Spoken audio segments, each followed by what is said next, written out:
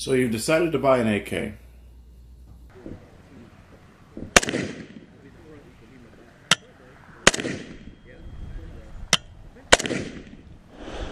Welcome back, everybody. Today we're going to go over, so you want to buy an AK. I get asked here and there, what AK should I buy? My first question to them is, what caliber are you looking to purchase? What caliber are you looking to supply? Do you have a plentiful amount of one caliber versus the other, or do you care on buying ammunition? So there's three main calibers. You got 7.62 by 39, 5.45 by 39, and 5.56 by 45. Two of those calibers are right. One of those is wrong. Just joking, but you don't see a 5.56 here for a reason. Not that it's a bad round, it's wrong. So for each of those calibers, there are different choices. Different variations of AKs are specific to different types of rounds. So if you choose 5.56 and be wrong, you're actually very limited. You're pretty much limited to all 74 variants. You have the Arsenal of Bulgaria 74 rifles that are chambered in 5.56 from the factory. You have Segas. You can find those still occasionally. You can convert them into a 74 from the Sporterized configuration, or you can purchase a parts kit, whether it be a Bulgarian 74, an AIM 74, or pretty much anything that has a 5.45 gun at heart. You can find a US made 5.56 barrel for that kit. At least currently, the kits that are available in 5.45, you can find the barrels for 5.56. The bolts with the bolt carrier that go in the 5.45 kits will work with a 5.45. The 5.45 bolts will work with a 5.56 round. The only difference is the chambering in the barrel itself. Where your main issue with 5.56 AKs is going to be is the plentiful magazines. They're just not out there. They are out there, but they're expensive comparatively. And some of them tend to have issues. If you run into those East German Bakelite 5.56 mags, just stay away from them, honestly, because the majority of them don't function 100%. And why gamble when they're like $30 a piece?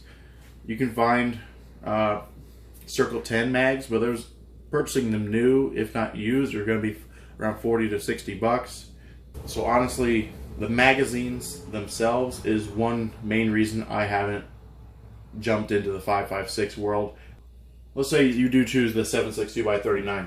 The next question I'm going to ask you is, what kind of stock are you looking to get? Are you looking for a fixed stock, a side folding stock, an underfolding stock? And from there, we can narrow down the list even more.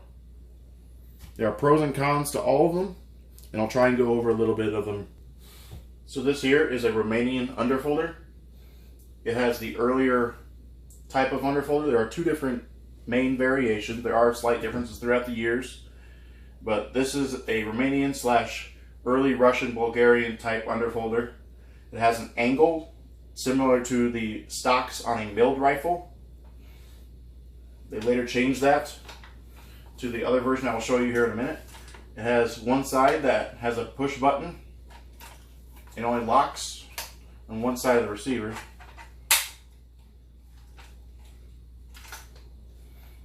And you push the button.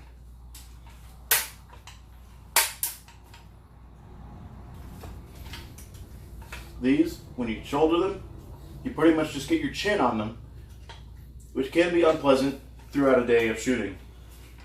They have a purpose, and it's for compactness. They're simplistic in nature, and that is one reason that draws a lot of people to them. The fact that it's compact, simple, and proven. Next here we have a Polish AKMS. You notice the difference in the stock. It is straight back, similar to the changing of the fixed stocks. They changed the angle from a downward angle to a straight angle. Has a push button on the same side.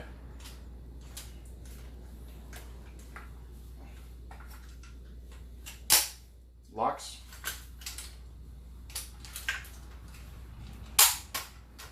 When you shoulder it, it sits higher so you actually can get your cheek slash jaw on there versus just your chin. A little bit better of a cheek weld, but you still will be beating up your jaw as you fire. They have the same benefits, if you will. The fact that it's rugged and compact when need be.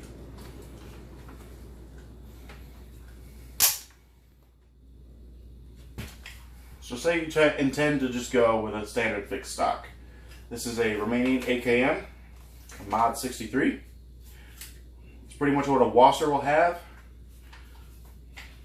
Different countries had different combs on the back, different angles slightly of the different stocks, but generally they're roughly the same. Yugoslavia has, or the Yugo rifles have different combs to them. They're different sizes and they take different hardware. The Yugo rifles are just kind of in their different ballpark of specs. But these, the cheek weld is nice, but it is what it is. It's a fixed stock.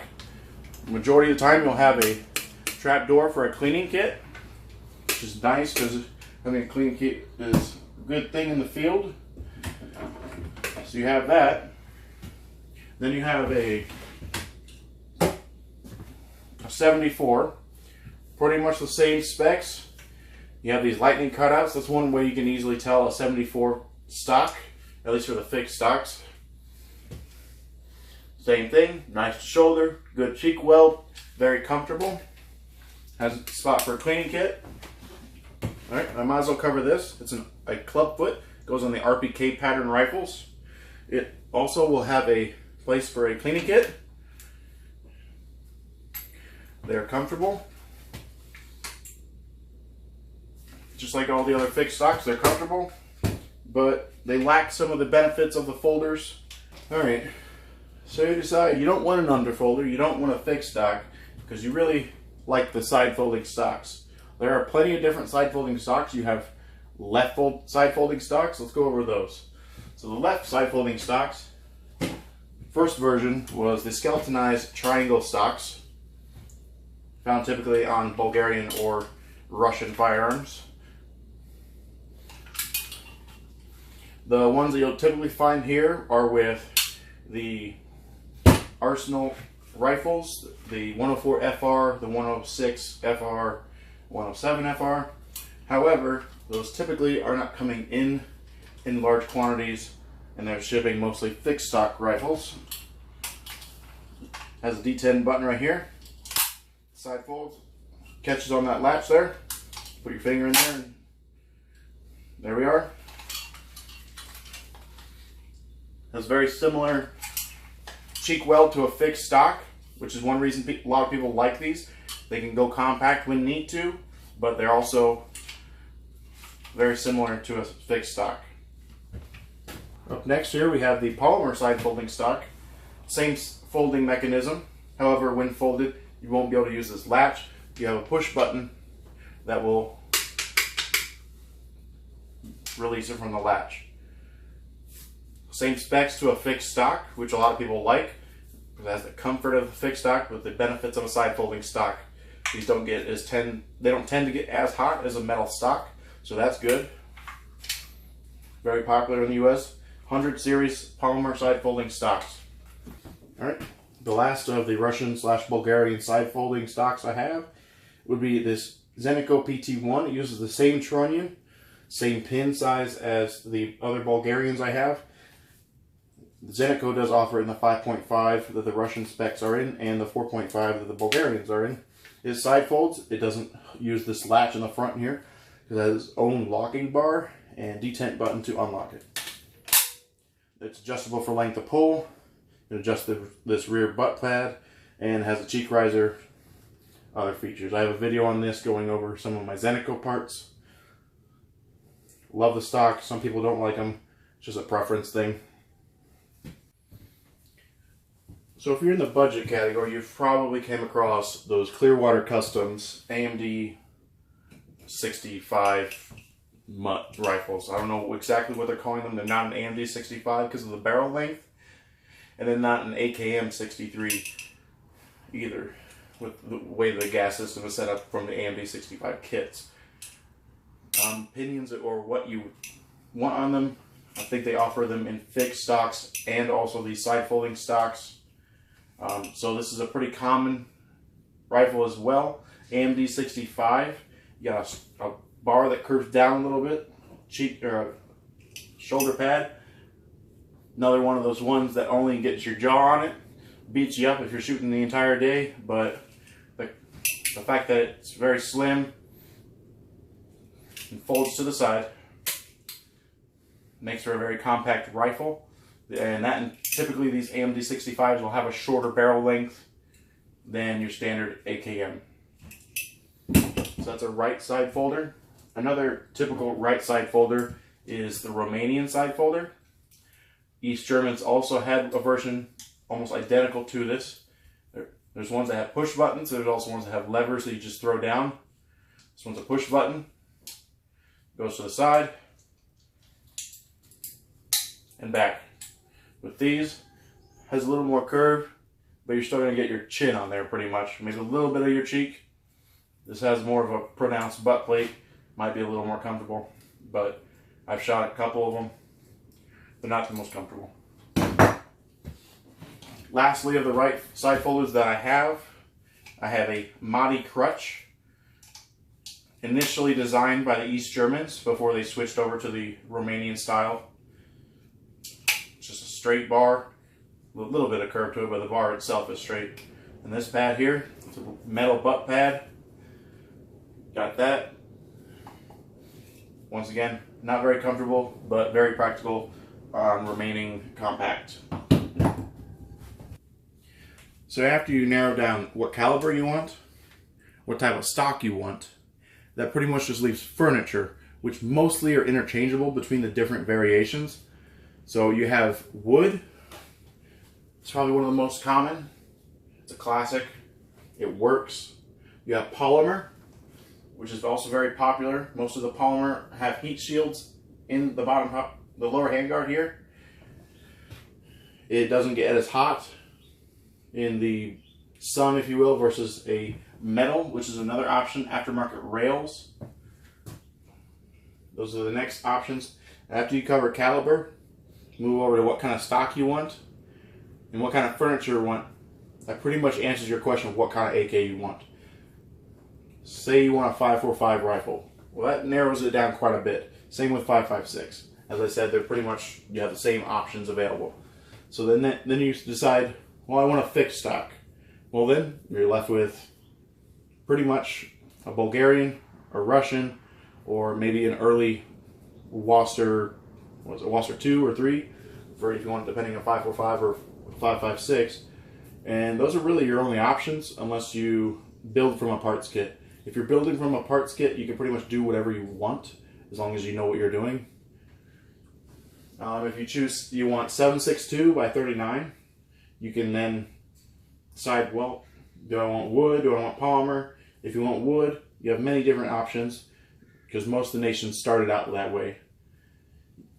And then if you want polymer, well, you could get a wood rifle and put polymer on it if you want, or you can buy an Arsenal that already has polymer on it. Some of the companies that build from parts kits just scrap the wood and then put US polymer on there for their compliance parts.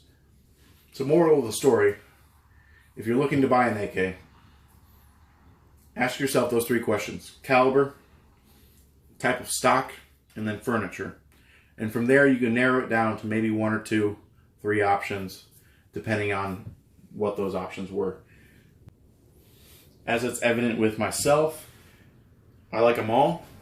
I love the aesthetics of original wood on an AKM, but I also love the underfolding stocks, the side folding stocks. I don't have 2 of the same rifle because there's always another version that I'm trying to get. You notice I have 3 different side folding stocks down here for parts kits that I'm waiting to build. And there's still plenty more that I need. I haven't even attempted to get into the Chinese category because those are kind of at a collector value, and trying to buy these ones while they're cheap. Hope you enjoyed the video, guys. Any questions, comments, just leave them in the comment section. I'll try my best to get back to you. I'm pretty good about that.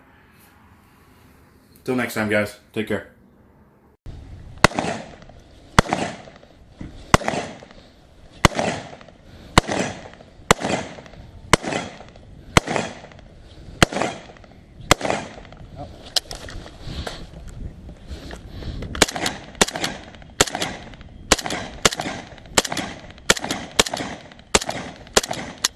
Out.